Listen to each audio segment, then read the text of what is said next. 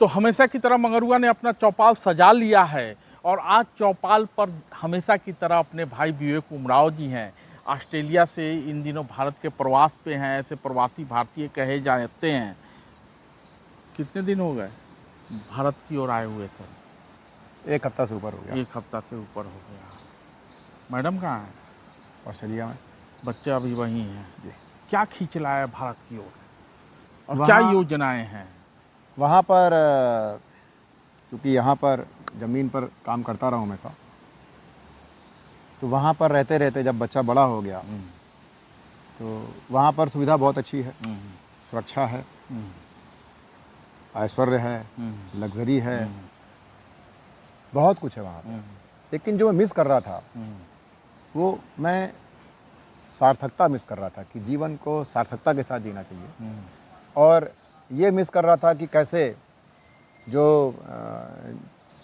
जिन लोगों के पास सुविधाएं नहीं हैं, जिन लोगों के पास सुरक्षा नहीं है, सुरक्षा का मतलब वो एटम बम बंदूक नहीं, जीवन की सुरक्षा, सामाजिक सुरक्षा। हाँ जी, सामाजिक सुरक्षा नहीं है, अवसर नहीं है, यदि मैं उनके लिए कुछ कर सकता हूँ तो मुझे आके वो करना चाहिए। नहीं, ये काम आप पहले भी भारत में रहते हुए करते रहे हैं। आपने एक पुस्तक भी लिखी थी, क्या नाम था आपकी पुस्तक का सर?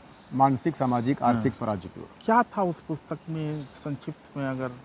उस पुस्तक में था कि जैसे किसी भी समाज को या व्यक्ति को अगर उन्नति करनी है तो उसको दृष्टि, मानसिक विकास हो गया, और सामाजिक और अर्थ। तो इसलिए उसका नाम दिया गया था कि आपको हर तरीके से आपको स्वराज्य की ओर बढ़ना है। अपने भीतर स्वराज्य, समाज के समाज में स्वराज्य और आर्थिक स्वराज्य।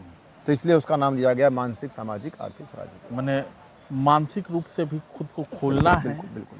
सामाजिक रूप से भी जो रूढ़ियाँ हैं उनके बीच अपने को गढ़ना है और समाज को भी गढ़ना है, और अर्थ तो जरूरी है। बिल्कुल। बिना आर्थिक रूप से स्वतंत्र होते हुए बाकी स्वतंत्रता आजकल के युग में बेमायने। हाँ, उसका मतलब जी। जी। अब आप जो आए हैं, कितने दिनों के लिए आए हैं, किस पर्पज से आए हैं, कहाँ जाएंगे, थोड़ा सा? अभी तो योजना ये है कि यहाँ पर जैसे अभी लगातार लगभग 9-10 वर्षों तक भारत में नहीं आया, तो अब ये इच्छा है कि कम से कम उसका आधा या मतलब और लंबे समय तक यहाँ पे रहा ही जाए। और फिर यदि यहाँ पर लगा कि जीवन सार्थकता की ओर बढ़ रहा है वैसा, तो इच्छा ये है कि यहाँ पे और लंबा रहा जाए। जल्दी यहाँ से जाने का कोई विचार नहीं है। शुरुआत कहाँ से कर रहे हैं? शुरुआत तो देखिए बिहार जो है और छत्तीसगढ़, ये 2 मेरी कर्म भूमि है, तो शुरुआत तो वहीं से करूँगा। कर्म भूमि जब आप कहते हैं मतलब कि पहले भी आपने वहाँ कुछ काम किया है जी। बिहार को लेके आपने क्या पहले जब यहाँ थे तो क्या बिहार के किन इलाकों में काम करते थे, क्या करते? बिहार के आपका ये जो कोसी बाढ़ इलाका है उस इलाके में, और इधर जो आपका इलाका पड़ता है गया के पास, उस इलाके में, फल्गु वाले इलाके में। अब मुझे फल्गु नहीं, फल्गु पुनपुन का जो इलाका है उन अच्छा, नदी की बात कर रहे हैं। हाँ, उस इलाके में। हाँ, तो अब यहाँ से मतलब बिहार की ओर जाएंगे? जी। कहाँ जाएंगे? खगड़िया। क्या करेंगे वहाँ? वहाँ पर कहाँ जाएंगे, कहाँ रहेंगे, थोड़ा सा? वहाँ पर संस्थान है। हाँ। एक कुछ मित्रों ने के साथ मिलकर के चीज़ें खड़ी की गई थी, अब बहुत अच्छी चीज़ें खड़ी हो गई हैं, तो कुछ और बेहतर करने का प्रयास रहेगा। जैसे विश्वविद्यालय की स्थापना हो, है ना, और भी जो कुटीर उद्योग हैं उनकी स्थापना हो, तो उसी दिशा में करेंगे। और इच्छा है कि आर्थिक विकास हम तब तक नहीं कर सकते जब तक हम स्वस्थ नहीं होंगे। दूसरा, हम पानी और ऊर्जा, अगर इन चीज़ों पे हम ध्यान नहीं देते हैं तो हम स्वस्थ नहीं रह सकते हैं, और दूसरा हम आर्थिक विकास नहीं कर सकते।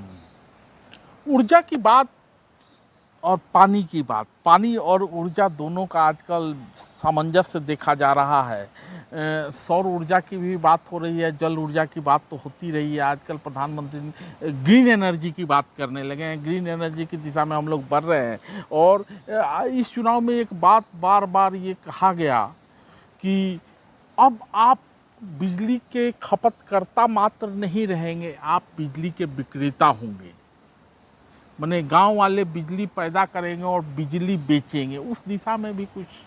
ऊर्जा की जब बात होगी तो उसमें आएगा ही, लेकिन मेरा मानना यह है कि ऊर्जा ऐसी होनी चाहिए जिस पे निर्भरता हमारी बड़े बाज़ार पर कम हो, हम स्वावलंबित हों, क्योंकि अगर बड़े बाज़ार पर निर्भर होंगे तो फिर नियंत्रण उनका रहेगा। तो ऊर्जा ऐसे तरीके से उत्पादन किया जाए कि थोड़ी बहुत निर्भरता के अलावा हम जो मुख्य निर्भरता है, मतलब मुख्य नियंत्रण हमारे हाथों में हो। बाजार, सरकार और आम आदमी सब एक दूसरे से जुड़े होते हैं। यहाँ सरकार कह रही है कि आप बिजली पैदा कीजिए, खरीदार की चिंता नहीं करनी है, सरकार बैठी हुई है, खरीद लेगी। तो ये तो और अच्छी बात है कि गांव वाले बिजली पैदा करेंगे, अपने घर के ऊपर सोलर प्लेट लगा लेंगे, तालाब है तो उसके ऊपर सोलर प्लेट लगा लेंगे। कितना व्यवहारिक लगता है। देखिए, केवल सौर ऊर्जा से आप नहीं कर सकते, आपको अलग अलग चीज़ों पे जाना पड़ेगा। जितना भी विशेष का जो ग्राम है, देखिए अगर हमें केवल ऊर्जा ऊर्जा चिल्लाना है तो अलग बात है, लेकिन अगर हमें ग्रामीण इकोनॉमी से जोड़ के देखना है तो हमको उस पर ये देखना पड़ेगा कि ऊर्जा का उत्पादन जो हो रहा है वो सौर के अलावा भी हो, जिसको आप बायोमास कह सकते हैं। अगर उससे होगा तो ग्रामीण क्या करेगा कि वो बेहतर तरीके से खेती करना शुरू करेगा और उसका जो वेस्ट है उससे वो ऊर्जा बनाएगा, पशुओं का फिर से पालन शुरू करेगा, उसके वेस्ट से ऊर्जा। बैल भी था, लेकिन अब बैल तो गांव से गायब ही हो चुका है। अभी भी कुछ इलाके हैं जहां बैल है, कुछ इलाके हैं। और दूसरी बात है कि वे माने लोग सरकारी नौकरी से वापस आते हैं और मैक्सिमम लोगों को मैंने गांव में देखा है कि शहर की तरह या तो वो पॉकेट वाले दूध का इस्तेमाल कर रहे हैं या शाम को अपना डेगची लेके और चले जाते हैं किसी जिसने अपना डेयरी का व्यवसाय किया।